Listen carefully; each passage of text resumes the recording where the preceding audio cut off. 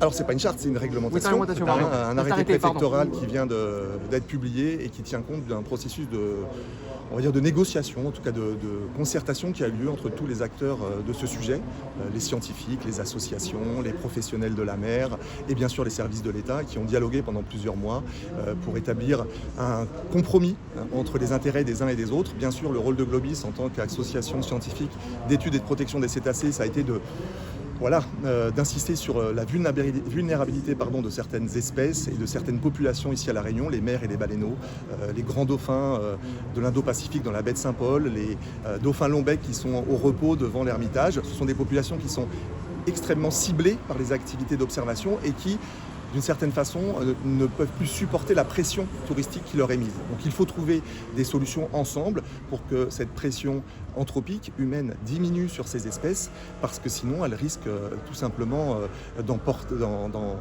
porter des conséquences. Donc on a essayé de proposer des alternatives, de proposer des solutions, de proposer des mesures, comme d'autres ont fait également des suggestions, et l'État a arbitré avec ce nouvel arrêté. Globis, comme on l'a exprimé sur les réseaux sociaux et sur nos sites, constate des avancées réelles de cet arrêté, notamment la limitation du temps consacré à la mise à l'eau, qui est limité à 4 heures le matin, ce qui laisse au moins 20 heures de temps pour les animaux à ne pas être en contact de proximité directe avec les humains, ce qui est très certainement l'aspect le plus préjudiciable, la nécessité de limiter le nombre de bateaux. Et sur cette dimension-là, effectivement, là, on est beaucoup moins satisfait, puisqu'il n'y a dans l'arrêté pas de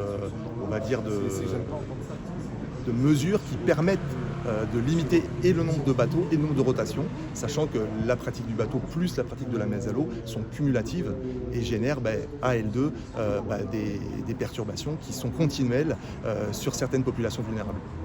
Il y a quiétude sur le Piando qui fait de la prévention. Il y a effectivement les services de police, les autorités compétentes qui vont surveiller tant qu'elles peuvent. Mais il y a aussi le respect que chacun peut exprimer par rapport à notre intérêt commun, qui est de préserver ce patrimoine naturel, de faire en sorte que nous puissions le plus longtemps possible cohabiter avec ces animaux qui nous émerveillent tous. Et je pense que beaucoup de gens sont très sincères dans leur affection pour ces animaux. Donc il faut qu'on arrive à trouver la bonne limite, le bon niveau de curseur qui permet à la fois de profiter de leur présence, de ce spectacle, mais de respecter leurs besoins vitaux.